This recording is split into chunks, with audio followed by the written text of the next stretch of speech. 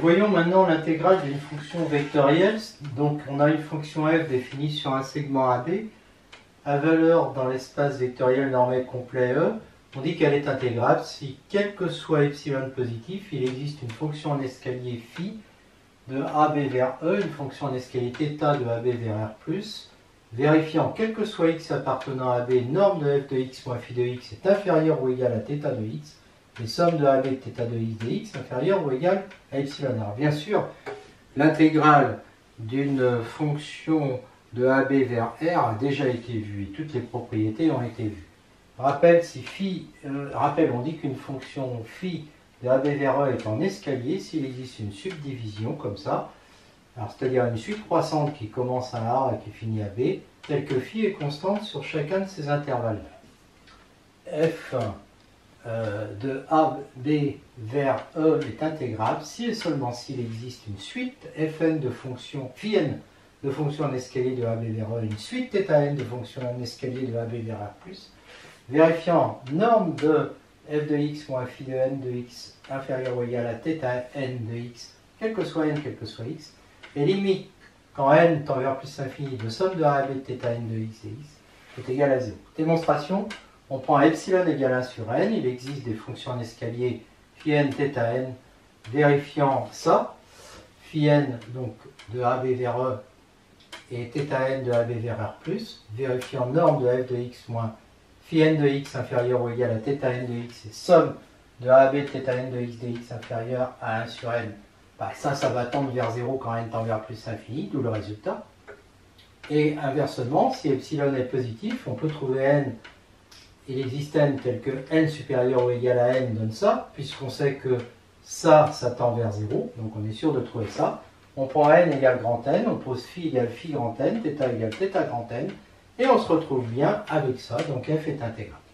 On dit que phi n, θn est une suite associée à f. Rappel, si f de AB vers E est en escalier et qu'elle est associée à cette subdivision, f de x est donc égal à fk sur ça, constante, et bien cette somme-là ne dépend pas de la subdivision, et c'est elle qu'on appelle l'intégrale de f. Si f et g sont en escalier, alpha appartenant à R, alpha f plus g est en escalier, et on démontre que l'intégrale de lambda f plus g est égale à lambda intégrale de f plus intégrale de g. Si f est inférieur ou égal à g, on démontre que la somme de f est inférieure ou égale à la somme de g pour les fonctions d'escalier.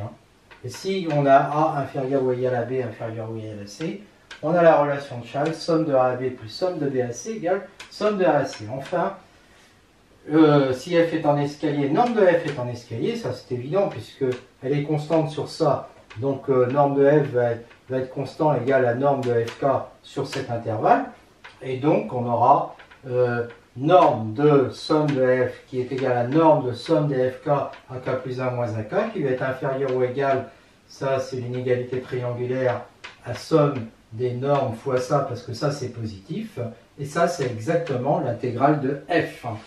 Donc ça marche. Bon, je ne fais pas les démonstrations parce qu'elles sont identiques à celles qu'on avait fait pour les fonctions de AB vers R. Soit phi n θn une suite associée à la fonction f de AB vers l'espace vectoriel normé complet grand E, et LP appartenant à n. Alors, inégalité triangulaire nous donne ça. Et comme ça, c'est inférieur ou égal à θn de x et ça à θp de x, on a donc ça qui est inférieur ou égal à ça, quel que soit x appartenant à B. Cette intégrale tend vers 0. Donc, pour epsilon positif, il existe grand N, tel que si k est supérieur ou égal à n, on peut rendre ça inférieur à epsilon sur 2 facteur de b-1.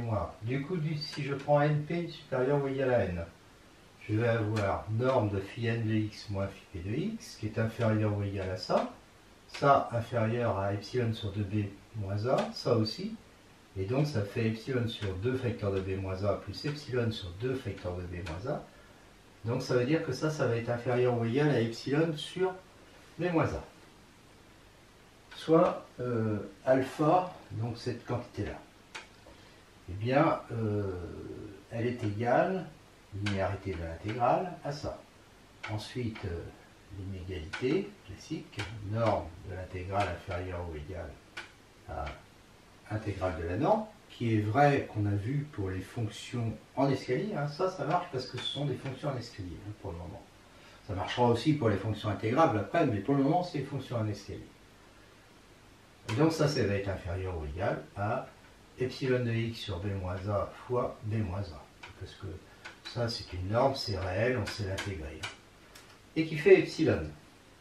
Donc ça veut dire que quel que soit epsilon positif, il existe grand n, tel que pour np supérieur ou égal à grand n, on peut rendre ça inférieur à epsilon. Ça veut donc dire que cette suite-là est une suite de Cauchy dans E qui est complet.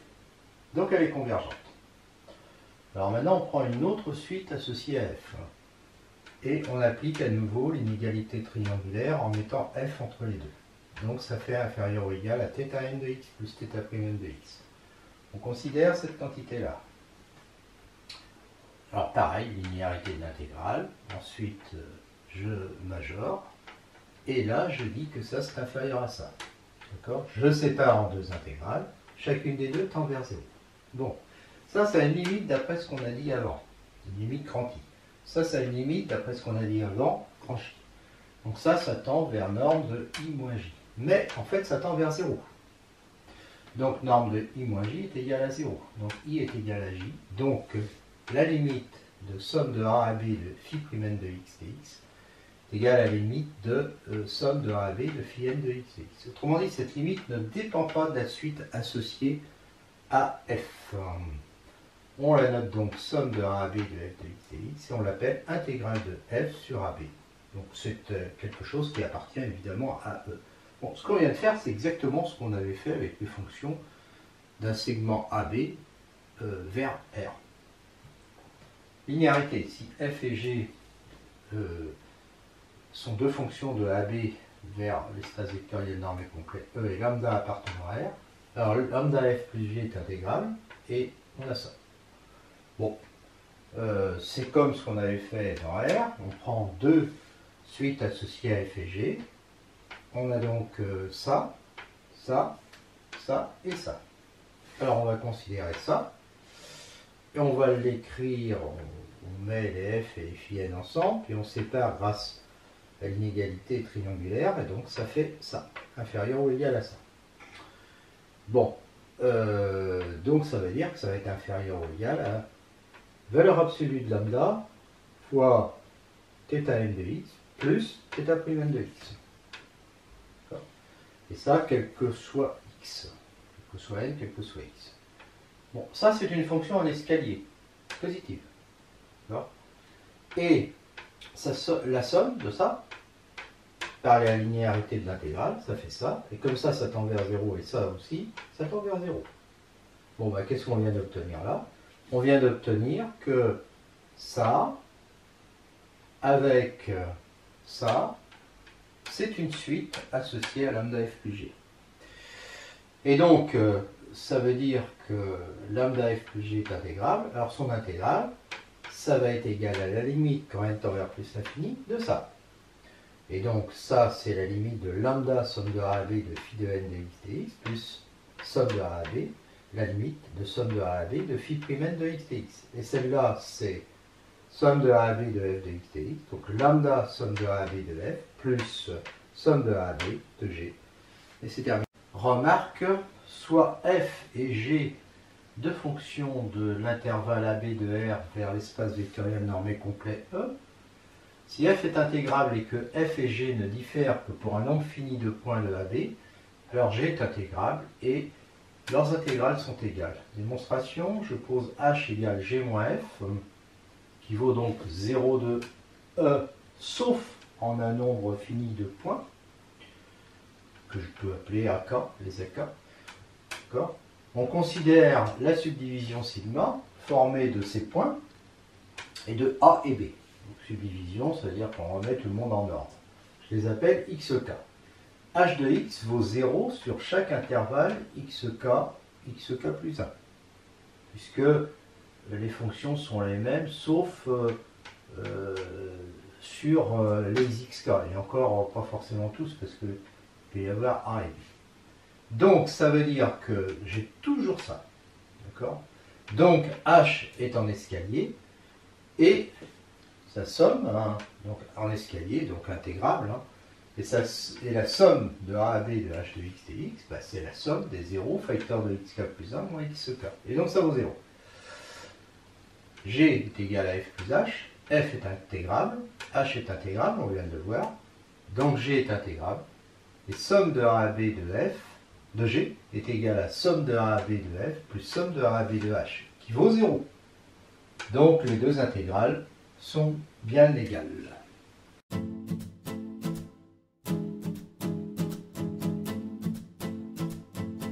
Avant de commencer ce paragraphe, permettez-moi de vous souhaiter une bonne année 2022. Ça fait 2 ans quand même, 2 années très particulières que nous vivons. Comme vous le savez ou que vous ne le savez peut-être pas, j'ai commencé ces leçons sur YouTube au premier confinement en 2021 en espérant que la situation allait s'arranger. Je constate qu'elle ne s'est pas arrangée, qu'elle s'est même pratiquement empirée, et donc je forme le vœu que l'on sorte de cette galère.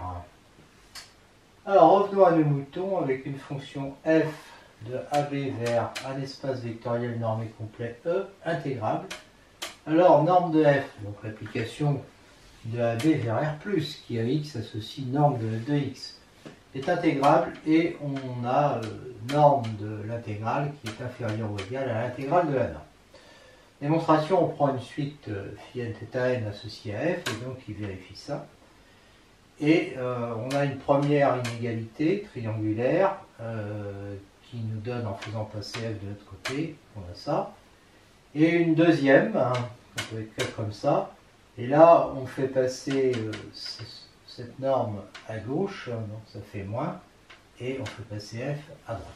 Si bien qu'on obtient ça avec ces deux inégalités. Et donc on voit que la valeur absolue, puisque là c'est des réels, de ça, eh bien, est inférieure ou égale à ce nombre positif, norme de phi n de x moins f de x, mais qui lui est inférieur ou égal à θ n. Et on a somme de a à b de θ n de x dx qui tend vers 0. Donc on voit que norme de f est intégrable parce qu'on lui a trouvé une suite associée, norme de phi n θ n. Alors, quelle est l'intégrale? Enfin, on va comparer les intégrales. Ce qu'on peut dire, c'est que somme de a à b de norme de f de dx, c'est la limite, tant n tend vers plus l'infini, de somme de a à b de norme de phi n de x dx. Mais on sait que, quel que soit n, la norme de somme de a à b de phi n de x dx est inférieure ou égale à celle-là. D'où l'on déduit, et puisque ça tend vers somme de a à b de f de x dx, d'où on déduit que norme de somme de a à b de f de x dx est inférieure ou égale à la somme de a à b de norme de f de x dx. Voilà.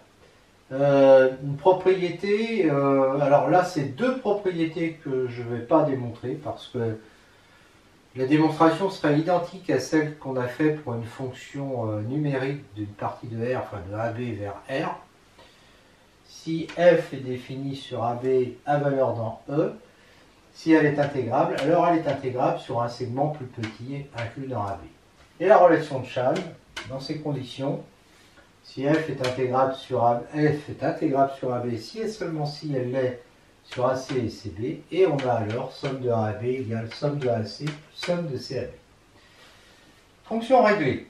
Alors j'en avais parlé aussi dans le chapitre, là je redis des petites choses. Si f est défini de AB vers E, on dit qu'elle est réglée si quel que soit epsilon positif, il existe une fonction en escalier phi, donc de AB vers E, telle que on est simple. On peut approcher f par des fonctions en escalier. Ce qui équivaut à dire qu'il existe une suite phi n de fonctions en escalier de AB vers E qui convergent uniformément vers f. Alors, f est intégrable. Alors, démonstration. Je démontre d'abord l'équivalence. Donc, dans le premier sens, si f est réglé, eh bien, on prend epsilon égale 1 sur n pour n un entier naturel non nul. Il existe donc une fonction en escalier phi, je l'appelle phi n. Vérifions ça. Alors, quel que soit epsilon positif, en prenant grand N supérieur à 1 sur epsilon, je vais avoir, si N est supérieur ou égal à N, je vais avoir norme de f de x moins phi n de x, qui est inférieur à 1 sur N, qui est inférieur ou égal à 1 sur grand N, et qui est donc inférieur à epsilon, quel que soit x appartenant à B, ce qui veut dire que phi n converge uniformément vers f. Voilà. Et par ailleurs, si, enfin dans l'autre sens, si phi n converge uniformément vers f, et qu'on se donne epsilon positif, alors il existe n appartenant à n, tel que pour n supérieur ou égal à n, on a ça, puisqu'il y en a une convergence uniforme. Et bien dans ce cas-là, on va prendre phi égale phi grand N, hein, et on va obtenir le résultat escompté, c'est-à-dire que, ça y est, on a trouvé phi grand N, et on a norme de f de x moins phi grand N, hein, qui est inférieur à epsilon, donc ça marche. Enfin, pour epsilon positif, donc là je vais démontrer qu'elle est intégrable. Il existe donc une fonction phi en escalier telle que on est ça. Donc on prend θ de AB vers R+, qui a x associe epsilon sur B moins A, qui est constant, donc en escalier. Et de plus, somme de AB θx dx est égale à epsilon sur B moins A que j'intègre entre A et B, ça fait epsilon. Et on a bien, puisque là on avait ça, eh bien on a bien f de x moins phi de x qui est inférieur à θ de x. Oui, pardon, on avait ça, je confonds. On avait ça. Qui est bien inférieur ou égal à θ de x, puisque θ de x c'est ça, quel que soit x appartenant à B. D'où je vois que f est intégrable. Propriété soit f de AB vers E, espace vectoriel normé complet. Si f est continu, alors elle est réglée, donc intégrable. La démonstration est en fait identique au cas d'une fonction de AB vers R ou C. Et donc ça a déjà été fait dans le chapitre intégration des fonctions numériques. Donc on va refaire cette démonstration. Si f est continu, elle est uniformément continue sur AB, qui est un segment fermé borné. Ça c'est le théorème de Hein. Donc quel que soit epsilon positif, il existe nu positif, tel que pour valeur absolue de x moins y inférieure ou égale à nu, on a norme de f de x moins f de y qui est inférieure ou égale à epsilon. On va choisir nu supérieur à b moins a, n, pardon, supérieur, n entier naturel.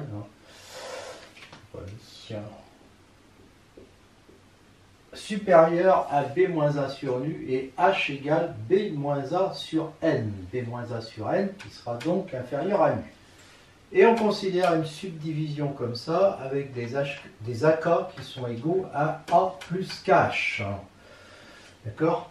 Et on définit la fonction en escalier phi de AB vers E par x donne f de A k plus A plus KH sur AK plus 1 pour tout k allant de 0 à n moins 1. Et donc il faut rajouter phi de AN. Phi de AN, on va le prendre égal à f de AN, c'est-à-dire f de B, puisque AN c'est B. Pour x appartenant à un intervalle comme ça, on a f de x moins phi de x qui est égal à f de x moins ça. D'accord? Or, ça c'est inférieur ou égal à epsilon parce que x moins a plus kh, on est dans cet intervalle-là de largeur h, ça va être inférieur à h, et h est inférieur à nu. Et donc, comme il est inférieur à nu, d'après ce qu'on avait écrit ici, f de x moins f de y est inférieur ou égal à epsilon. Voilà. Et si x égale b, f de b moins phi de b qui vaut f de b, ça fait 0. Inférieur à epsilon aussi. Donc, quel que soit epsilon positif, il existe une fonction d'escalier phi vérifiant ça. Donc, f est réglé, donc intégrable. Remarque, si f de AB vers E est intégrable, alors elle est bornée.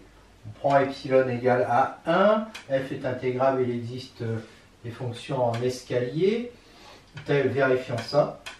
Et là, on dit que f de x en norme est inférieur ou égal donc à ça, inégalité triangulaire. Donc inférieur ou égal à θx plus norme de phi de x. Mais norme de phi, c'est une fonction, on l'a déjà vu, qui est elle aussi en escalier, comme celle-là, et donc elles sont toutes les deux majorées, hein, parce qu'elles vont vers R+, donc on peut trouver A positif, B positif, tel que l'on est ça, et donc f de x en norme est majoré par A plus B. Propriété, si f est une fonction de AB vers E, donc toujours l'espace vectoriel, espace vectoriel normé complet, et si f est borné et intégrable sur tout segment alpha, bêta inclus dans le segment ouvert AB, alors f est intégrable sur AB. Alors, démonstration. Alors, attention, il faut quand même qu'elle soit bornée, ça c'est très important. Il ne faudrait pas qu'elle tende vers l'infini en A ou en B, parce que là, on ne sait pas. Démonstration. Epsilon positif. Et on prend n'importe, pour le moment, on prend n'importe quel alpha bêta, vérifiant ça. Il existe phi, puisqu'elle est intégrable, il existe phi et θ en escalier, vérifiant ça. Et je vais mettre ici epsilon sur 2. On les prolonge sur tout AB, parce que là, c'était que sur alpha bêta, elle est intégrable sur alpha bêta. Hein. Par phi de x égale 0, et θ de x égale m sur cet ensemble-là et celui-là. Où m est un majorant de f, puisqu'on a dit qu'elle était bornée sur AB. Θ et phi sont en escalier, puisqu'elles sont constantes. Alors, elles sont en escalier entre alpha et bêta, et puis elles sont constantes entre A et alpha, et B et bêta et B. Donc, elles sont bien en escalier. Alors, norme de f de x moins phi de x va être inférieure ou égale à θx sur AB. Parce qu'il l'est déjà sur alpha bêta, et puis quand on n'est pas sur alpha bêta, eh bien il va être égal à, puisque phi vaut 0, ça va être inférieur, norme de f de x moins phi de x va être égal à norme de f de x, et norme de f de x est inférieur ou égal à m, donc inférieur ou égal à θ. Donc c'est bien vrai sur tout AB. Alors, considérons somme de A à B de θ de x. On peut le décomposer comme ça avec la relation de Schall. Ces deux-là vont me faire m facteur de alpha moins bêta plus m facteur de b moins bêta, donc ça. Et celui-là, il est plus petit que epsilon sur 2. Donc on choisit maintenant alpha et bêta pour avoir ça inférieur à epsilon sur 2. C'est-à-dire, il suffit d'avoir ça. Donc il suffit que je prenne alpha égale A plus epsilon sur 6m, bêta égale B moins epsilon sur 6m, comme ça, ça me fera epsilon sur 6m plus epsilon sur 6m égale epsilon sur 3m, qui est inférieur à epsilon sur 2m. D'accord? Et donc, ça fera inférieur à epsilon sur 2, donc plus epsilon sur 2, donc inférieur à epsilon. Alors, il faut quand même veiller à ce que ça soit bien inférieur à B, et que ça soit bien supérieur à A. Autrement dit, il faut que epsilon soit inférieur à 6m facteur de B moins A. Bon, ça c'est pas dur, hein. On sait que quand on choisit un epsilon quelconque positif, donc, eh bien on peut le choisir, on a le droit de le choisir inférieur à quelque chose de fixe. Voilà. Et donc, récapitulons. Si je prends epsilon inférieur à ça, que je choisis alpha et bêta comme ça, je peux trouver des fonctions phi et θ hein, sur alpha bêta, mais je les prolonge sur AB, donc c'est ça qui compte. Hein, et vérifiant ça, et cette fois-ci pas sur alpha bêta, mais sur AB. Enfin, celle-là, ça sera inférieur à epsilon. Hein, epsilon sur 2 plus epsilon sur 2. J'aurai somme de A à B de θ de x, dx inférieur à epsilon. D'accord? Avec, donc je l'ai dit hein, déjà, avec f de x moins phi de x qui est inférieur ou égal à θ de x. Donc ça veut exactement dire que f est intégrable sur AB.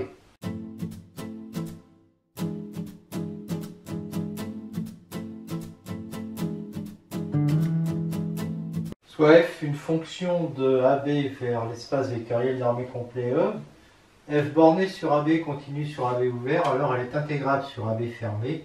Bon, bah c'est évident parce que f est continue, donc intégrable sur tout alpha bêta inclus dans AB ouvert. On applique donc la règle précédente. F de AB vers E, un EVN complet, f borné ayant au moins un nombre fini, au plus un nombre fini de points de discontinuité. Alors elle est intégrable. Bon, s'il y a des points de discontinuité, je les appelle. Bon, s'il n'y en a pas, elle est continue, donc elle est intégrable. Et sinon, je les appelle x1 jusqu'à xn et je pose x0 égale a, xn plus 1 égale b. F est continue, bornée sur chacun de ces intervalles et donc intégrable sur chaque intervalle. J'applique la règle précédente et donc continue sur intégrable pardon, sur la réunion de ces intervalles, c'est-à-dire AB. Si f est une application de AB vers E intégrable, E un espace vectoriel normé complet, alors quel que soit epsilon positif, il existe psi continu sur AB tel que l'on est ça. Démonstration, epsilon positif, il existe, puisqu'elle est intégrale, il existe phi et θ en escalier, vérifiant ça. F et phi sont intégrables, donc f moins phi aussi, et la norme aussi, et donc on a facilement ces inégalités.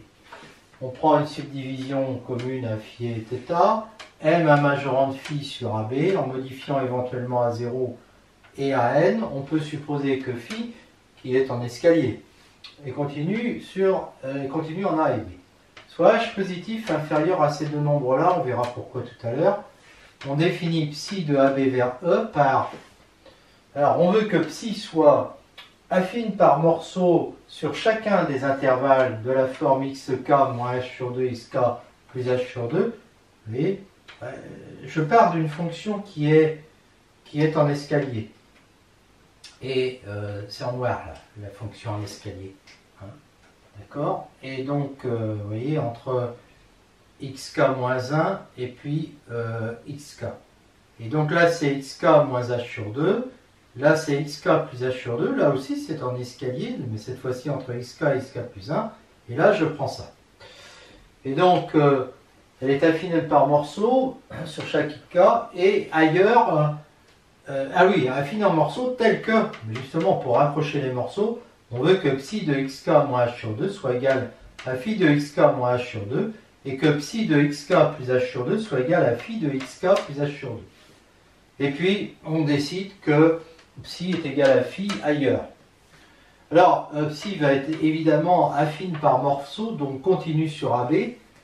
On a norme de psi moins phi qui est égale à 0 en dehors de i, c'est évident puisque psi est égal à phi. Et puis ailleurs, sur les ik, on a ça. Et comme... Oui, alors, et comme on rapproche deux morceaux comme ça avec le phi de celui-là, phi de xk moins h sur 2, il est inférieur ou égal à m en norme. Et celui-là aussi est inférieur ou égal en norme à m. Donc, partout entre les deux, ça va être inférieur ou égal en norme à m. D'accord? Ça mériterait une petite démonstration que je ne fais pas là. D'accord? Donc, en fait, ça va être inférieur ou égal à 2m sur les ik. Donc, psi moins phi est intégrable, psi norme de psi moins phi aussi. On a somme de A à B et de norme de psi moins phi qui est égale. Alors, il faut d'abord sommer de A à x1 moins h sur 2. Puis ensuite, il y a toutes les sommes sur les ik. Et puis ensuite, il y a la somme sur ce qui n'est pas des ik, sur des intervalles comme ça. Puis sur le dernier intervalle. Mais partout ici, sur ces trois-là, les sommes sont nulles. Il reste en fait que ça.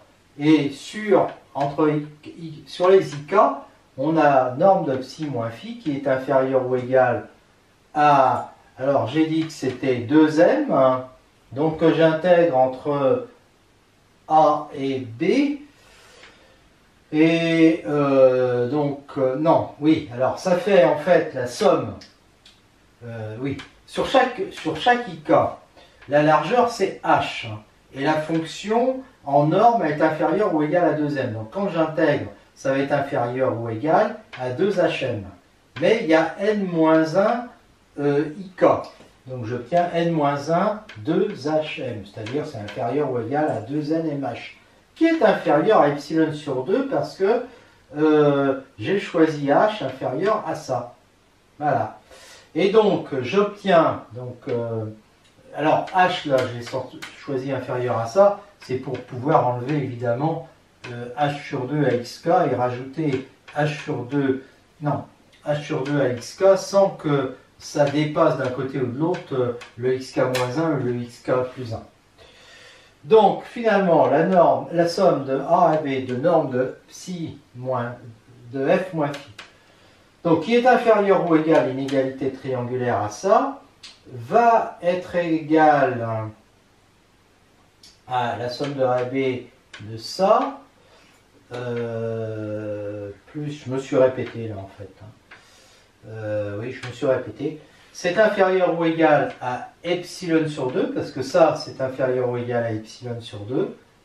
Et puis l'autre, elle était déjà inférieure à epsilon sur 2, f moins phi là. Ça, c'était inférieur à epsilon sur 2. Puis celle-là, je viens de la construire pour qu'elle soit inférieure à epsilon sur 2.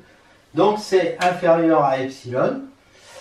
Et donc, bah, ça y est, quel que soit epsilon positif, j'ai trouvé une fonction continue sur AB, elle était même continue par morceau, donc continue sur AB, telle que, vérifiant ça. Et donc c'est gagné. Ça veut dire quoi? Ça veut dire que j'ai quand même une fonction qui est assez proche de f, telle que l'intégrale soit aussi petite que l'on veut. Alors l'extension de l'intégrale, qu'on avait déjà fait dans le cadre d'une fonction numérique de R vers R, d'un segment AB vers R, on a f qui est défini sur le segment alpha-bêta de R, en direction de l'espace vectoriel normé complet grand E, intégrable. On pose somme de A à A de f de x égale 0, quel que soit A appartenant à alpha-bêta. Et somme de A à B de f de x dx égale moins somme de B à A de f de x dx si alpha est inférieur ou égal à B inférieur à A. B inférieur à A. D'accord? Parce que si B est inférieur à A, je peux parler de ça. Mais si B est inférieur à A, pour le moment, je ne pouvais pas parler de ça maintenant. Donc je le définis comme ça. On a alors, et là je ne vais pas faire la démonstration parce qu'elle est identique, vous la retrouverez dans la leçon consacrée aux fonctions numériques, à l'intégration des fonctions numériques. On a alors, quel que soit ABC appartenant à alpha bêta, somme de A à B plus somme de B à C qui est égale à somme de A à C. Ça s'appelle évidemment la relation de Chasles. Propriété f de AB vers l'espace vectoriel normé complet E.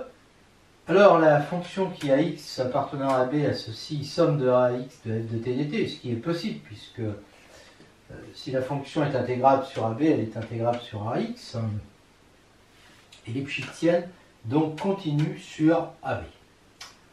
F est bien défini donc, et si on prend ça, f de y moins f de x en norme est égal à norme de ça, puisque f de y moins f de x, la relation de Chasles, c'est somme de A à y moins somme de x de 1 à x, donc ça fait somme de x à y.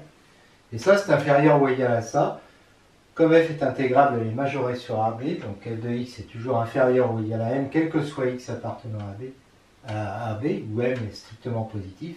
Et donc, norme de f de x moins f de y est inférieur ou égal, c'est pareil, à m facteur de x moins y, de y moins x, peu importe, j'ai mis des valeurs absolues. Et donc ça nous dit bien que la fonction est lipschitzienne.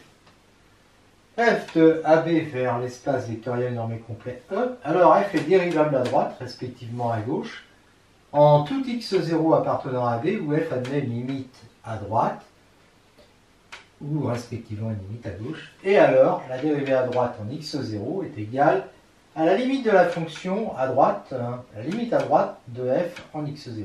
Respectivement, la dérivée à gauche en x0 est égale à la limite de f à gauche en x0. Démonstration, supposons que la limite à droite de f de x existe en x0.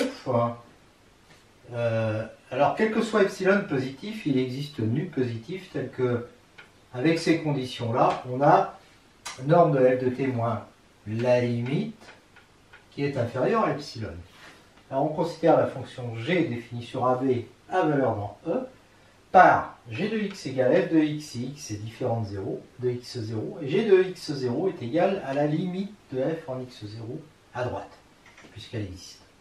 Alors on prend t comme ça, g est intégrable parce que f et g sur AB, parce que f et g ne diffèrent qu'en x0, Et somme de A à T de G est égale à somme de A à T de F. T appartient à x0, x0 plus nu. Donc, la norme de G de T moins G de x0, ça va être la norme de G de T, non, de F de T moins F de x0 plus, donc ça va être inférieur ou égal à epsilon, si T est différent de x0, puisque G de x égale F de x, donc G de T est égal à F de T, quant à ça, c'est égal à ça. Et puis sinon, G de x0 est égal à F de x0 plus, et dans ce cas-là, ça fait 0. Donc c'est toujours inférieur ou égal à epsilon.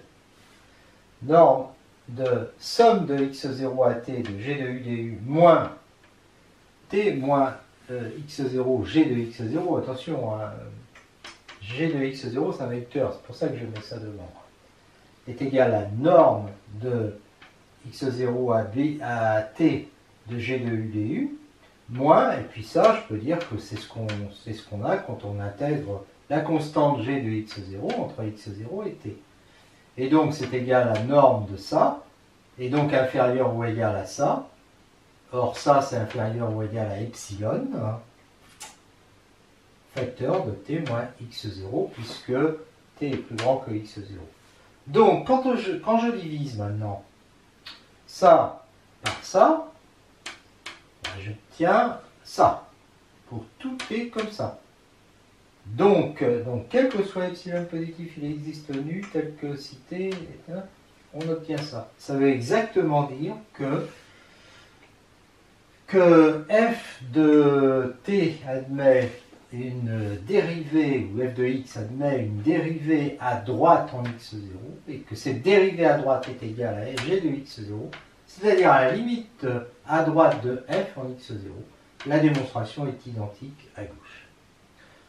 Propriété, si f de AB vers E, l'espace vectoriel normé complet, est continu, donc ça, eh bien, et si f, si f est continu, eh bien, l'application qui a x, alors c'est ce que je voulais montrer, c'est grand F, ça, pardon. L'application grand F de AB vers E, qui a x associe grand F de x égale somme de A à x de f de t dt, est dérivable en tout x appartenant à B, et sa dérivée est égale à f de x. C'est la conséquence directe de ce qu'on a dit avant, puisque comme elle est continue, elle a des dérivées à gauche et à droite partout où c'est possible. Voilà. Et quand c'est possible des deux côtés, eh bien évidemment la limite à gauche et la limite à droite sont égales, et donc c'est pour ça qu'ici je mets f de x. Alors, la primitive de f, alors une primitive c'est quoi? C'est une fonction dérivable sur AB dont la dérivée est égale à f. Sont les fonctions, hein, les primitives, sont les fonctions du type grand F plus k. Hein. Autrement dit, les sommes de A à x de f de t dt plus une constante, k, c'est une constante qui appartient à eux. En effet, si g' de x est égal à f de x, ça veut dire que g' est égal à la dérivée de grand F, hein, et donc g est égal à f plus une constante. Voilà.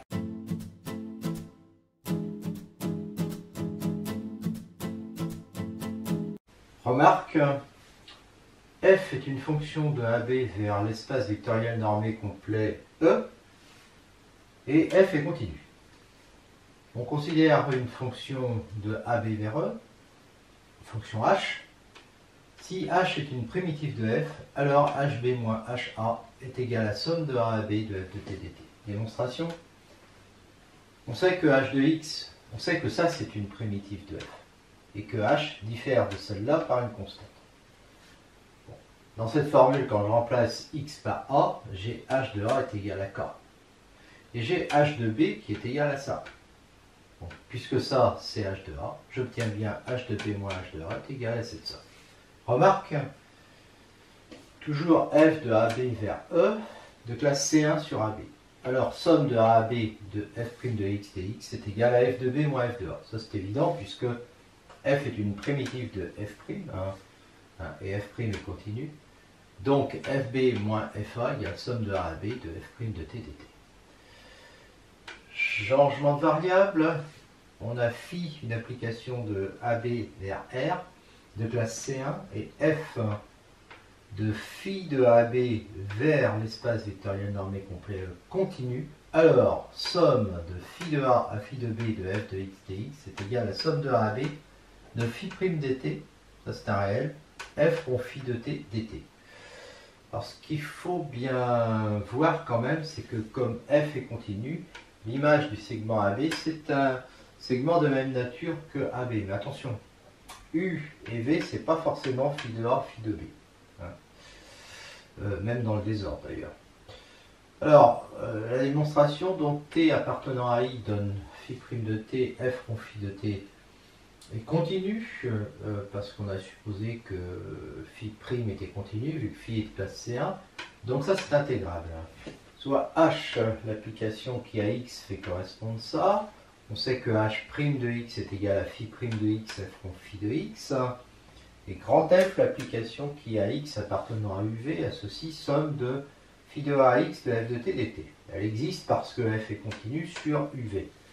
Donc F rond phi à X appartenant à UV va faire correspondre somme de phi de A à phi de X de F de T dt. C'est-à-dire je remplace X par phi de X. Elle existe aussi. Donc. F et phi sont dérivables. Hein. F est dérivable puisque c'est une primitive de petit f. Hein.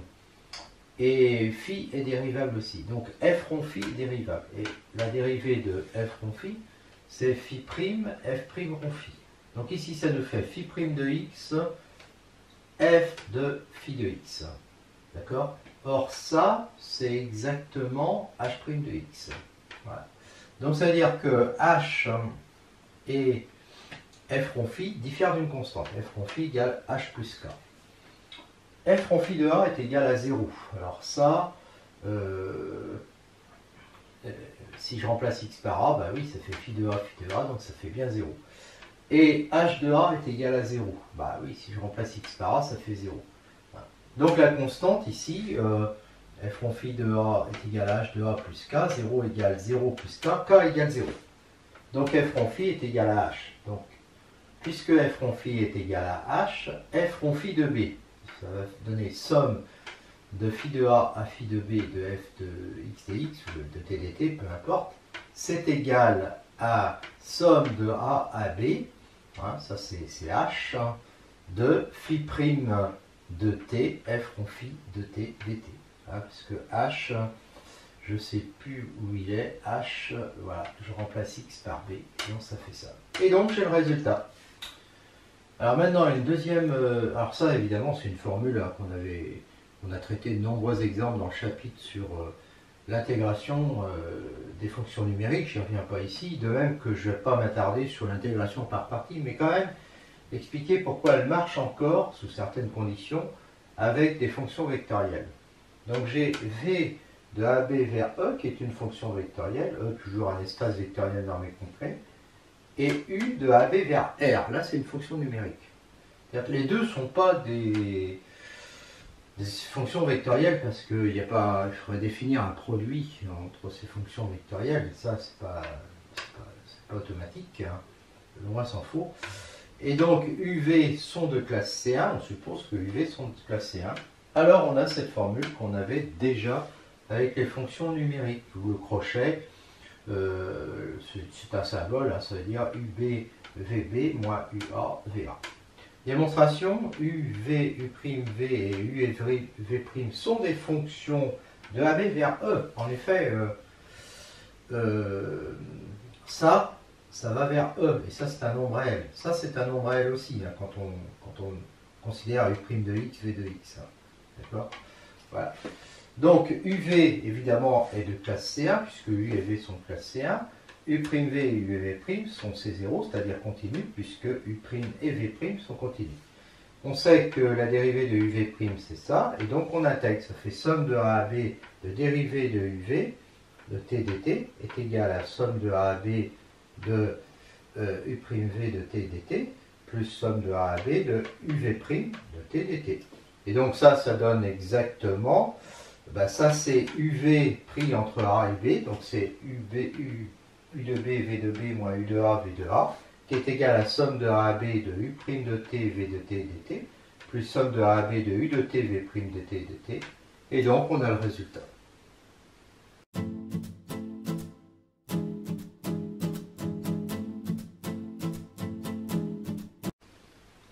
Nous voyons maintenant la formule de Taylor avec reste intégral, une fonction f de AB vers E, Vn complet, de classe Cn plus 1. Alors, on a cette égalité qui, on retrouve bien la somme classique des formules de Taylor.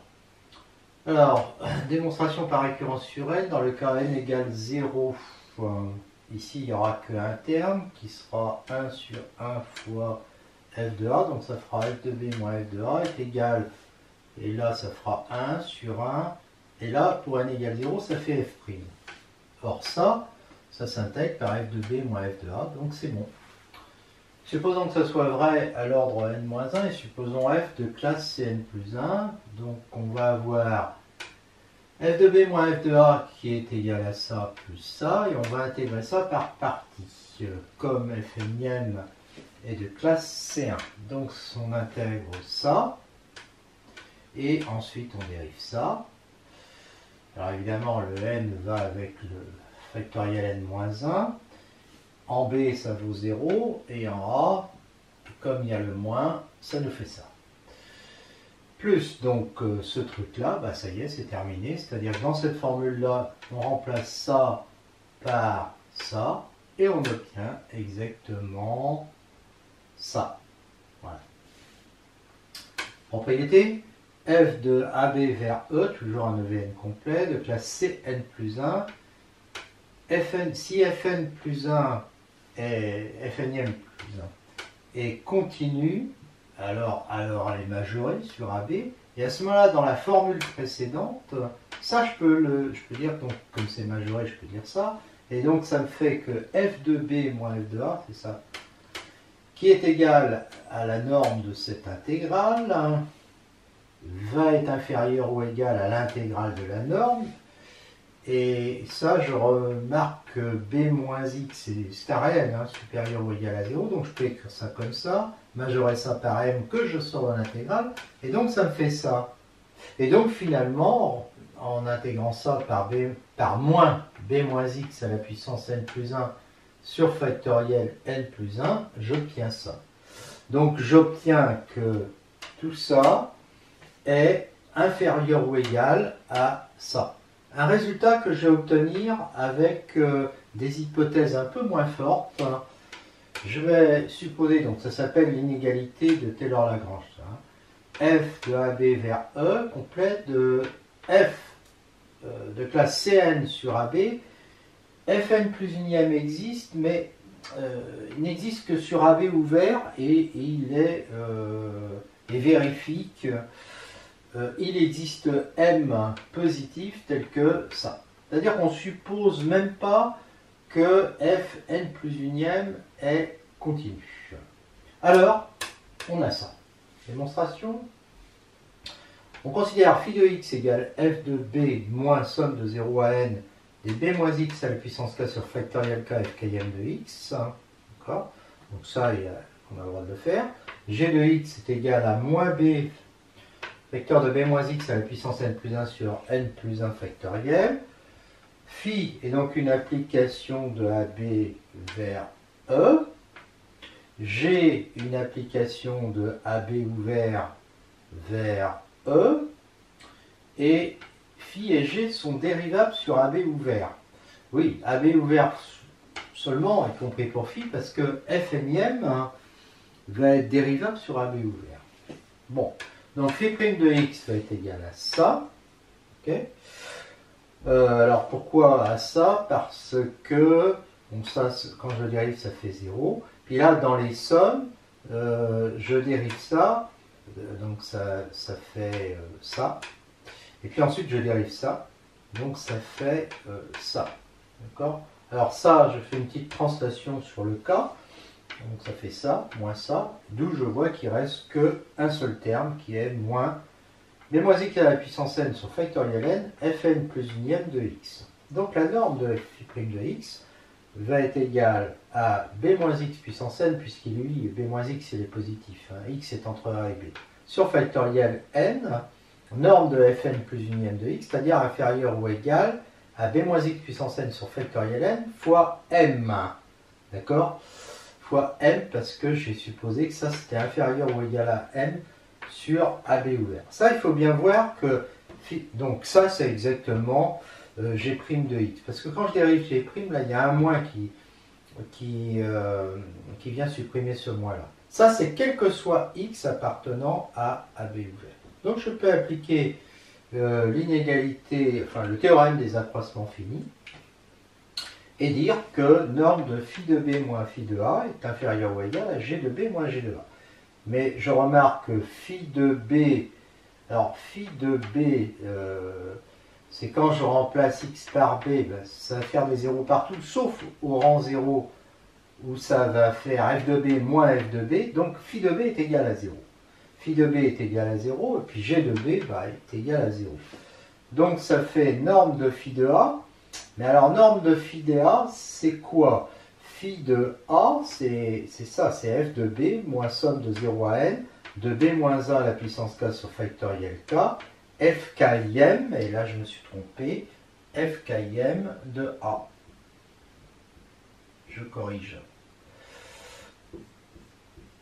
Voilà. Et donc j'obtiens ça, qui est inférieur ou égal à moins g de a. Moins g de a. Alors g de a, ben, ça me fait b moins a puissance n plus 1, il y a un moins devant. Mais avec moins g de a, ça me fait bien ça. Et donc, je compare avec ce que je devais démontrer, et j'ai exactement ça. Donc ça s'appelle l'inégalité de Taylor-Lagrange, et donc il suffit que f soit de classe Cn, et que fn plus unième existe sur AB ouvert.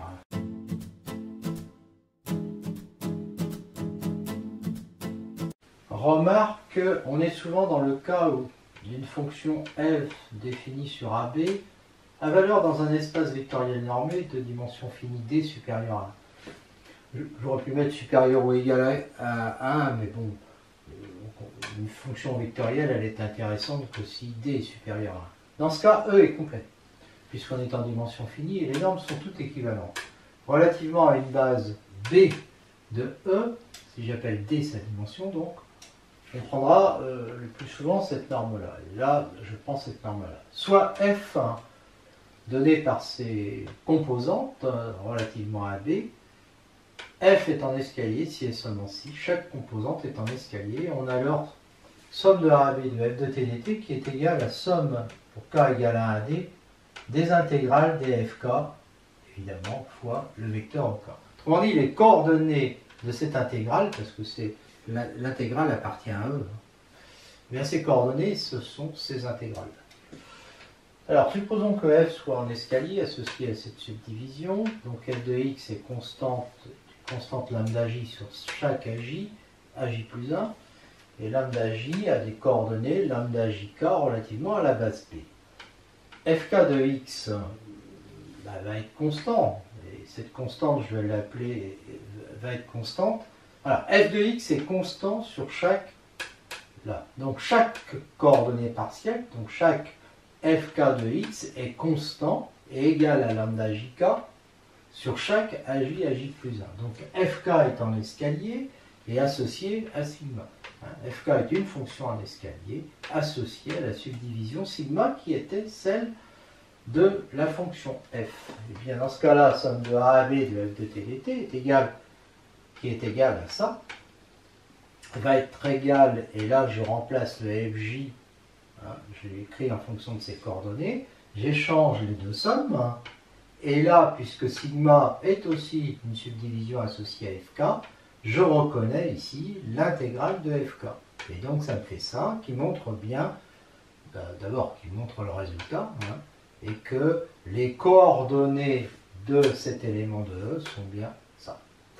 Alors réciproquement, si chaque fk est en escalier, donc je me donne une fonction f comme ça, si chaque fk est en escalier, associé à une subdivision sigma k, bon, les fk, ils sont nombre de d. Hein. Je peux donc faire cette réunion finie de subdivision et j'obtiens une subdivision plus fine que chaque sigma k, sigma donc. Et cette subdivision, comme elle est plus fine, elle est associée à chaque fk. Donc fk de x va être égal à un certain lambda jk sur chacun de ces intervalles. Donc f de x va être égal à la somme des lambda jk ek, que j'appelle lambda j, sur chacun des intervalles. Et donc ça veut dire que f est en escalier associé à sigma. Donc après, ben, j'utilise ce que j'ai trouvé avant, puisque sigma était... puisque f est en escalier associé à sigma, ben, j'ai cette relation que j'ai démontrée dans le petit a. Et maintenant, je vais passer au cas d'une fonction f comme ça, et je vais démontrer qu'elle est intégrable si et seulement si chacune de ses composantes est intégrable, et qu'on a le même résultat avec les composantes. Soit f une fonction de AB vers un espace vectoriel normé de dimension d supérieure à 1, parce que le cas d égale 1 est sans intérêt ici, muni d'une base B égale à E1 jusqu'à ED avec la norme du sup. On suppose que f a pour coordonnées les fonctions fk. Alors f est intégrable si et seulement si chaque fk est intégrable. On a alors somme de a à b de f de t dt qui est égale, qui a pour coordonnées somme de a à b de fk de t dt dans la base ek. Il faut bien voir qu'ici il s'agit d'un vecteur, un vecteur de E. Démonstration, donc dans ce sens-là, f est intégrable, il existe donc une suite de fonctions en escalier associées à f. Vérifions ça, θj c'est positif bien sûr. On appelle φjk les coordonnées de la fonction en escalier φj. On sait que φjk est en escalier. F moins φj a pour coordonnées les fk moins φjk. Donc, la valeur absolue de fk de x moins φjk de x, qui est inférieure ou égale avec la norme de sup à ça, va être inférieure ou égale à θj de x, quel que soit x appartenant à b. Donc, φjk θj est une suite, et évidemment θj vérifie ça, est une suite associée à fk. Donc fk est intégrable. Donc, pour tout cas allant de 1 à d, somme de a à b de fk de x dx est égale à la limite quand j tend vers plus l'infini de somme de a à b de φjk de x dx. Ça implique que la somme de ça, ek, c'est-à-dire que ça c'est la coordonnée numéro k, d'accord? Donc après, quand je prends ce vecteur-là, d'accord, donc avec ces coordonnées-là, eh bien il va être égal à la somme de 1 à d des limites de ça, d'accord? Et là je vais inverser les limites parce que c'est une somme finie, donc ça fait limite quand j tend vers plus l'infini de somme de k égale 1 à d de ça. Et donc c'est la limite en l'infini de somme de a à b de phi de j, phi j de x dx, d'accord? Et ça c'est exactement somme de a à b de f de x dx, et donc j'obtiens que ça est égal à ça, et c'est bien ce que je veux démontrer. Réciproquement, si chaque fk est intégrable, je prends une suite associée. Alors là, elle va dépendre aussi de k. C'est pour ça que je la note comme ça. Et elle va vérifier ça. Fk de x moins fjk de x est inférieur ou égal à θjk de x. Et somme de a à b de θjk de x dx tend vers 0 quand j tend vers plus l'infini. Et ça, quel que soit k. Donc pour chaque j, c'est-à-dire on fixe j là, on considère phi j égale la somme des phi jk ek, qui est donc en escalier, et θj est égal à la somme des θjk. Alors ça c'est des fonctions en escalier positif, là aussi j'obtiens une fonction en escalier positif. Ça, la somme de θj de x dx entre A et B va être égal à la somme de k égale 1 à d des sommes de A à B de θ jk de x dx, et comme chacune tend vers 0, la somme tend vers 0. F moins phi j, il a pour coordonnées fk moins phi jk. D'accord? Donc, sa norme, alors je prends la norme du sup, donc c'est le sup de ça. Chacun, pour k fixé, ce truc-là, il est plus petit que θ jk. D'accord? Donc, il va être plus petit que la somme, hein, c'est ça que j'ai dit. Il va donc être plus petit que la somme des θ jk, c'est-à-dire de θ j de x. Et là, l'avantage, c'est qu'il n'y a plus de j. Donc, je vois que phi j θ j est une suite associée à f. Oui, parce que le sup, mais je l'ai déjà dit, hein, la somme de fonctions d'escalier, elle est un escalier. Donc, c'est une suite associée à f, qui est donc intégrable. Et là, on reprend le résultat. On a vu que quand f est intégrable, bon, on a cette égalité, donc évidemment, ça ne change pas. Alors, nous, toutes les démonstrations qu'on a faites avant sur l'intégrale des fonctions en escalier, en fait, on a refait à peu près toutes les fonctions, toutes les démonstrations qu'on avait faites dans le cadre d'une fonction numérique de R vers R, de AB vers R. Bon, là, évidemment, ça aurait été plus vite d'utiliser, beaucoup plus rapide, d'utiliser ce résultat. Mais à ce moment-là, il fallait se limiter aux espaces vectoriels normés de dimension finie, ce qui est quand même assez fréquent. Hein.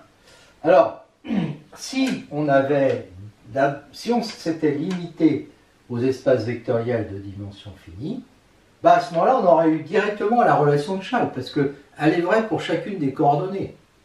Donc, elle est vraie pour la fonction. La linéarité, qui est vraie pour chacune des coordonnées fj de f. Donc, ça marche pour f. On aurait eu aussi ça, parce que ça, c'est valable pour chacune des coordonnées fj. Il suffit de remplacer la norme par une valeur absolue. Avec la norme du sup, après, ça passe tout seul. F intégrable bornée, ben oui. Si elle est intégrable, chaque fj est intégrable, et donc bornée, et donc f est bornée. Et puis on peut reprendre tous les résultats vus précédemment, c'est pareil, y compris les résultats sur les primitives, hein, parce que si une fonction fj vérifie f'j est égal à, je sais pas, gj par exemple, bah, la fonction f vérifiera f' égale g. Donc ça marche. Hein. Le changement de variable, bah, c'est exactement pareil. On change de variable avec chaque application, chaque coordonnée, et donc on a tout de suite la formule. L'intégration par partie, pareil. Hein. La formule de Taylor avec reste intégral, pareil. L'inégalité de Taylor-Lagrange, pareil aussi. Voilà. Mais bon, l'avantage, c'est que nous, on a démontré les propriétés dans le cadre de n'importe quel espace vectoriel normé complet.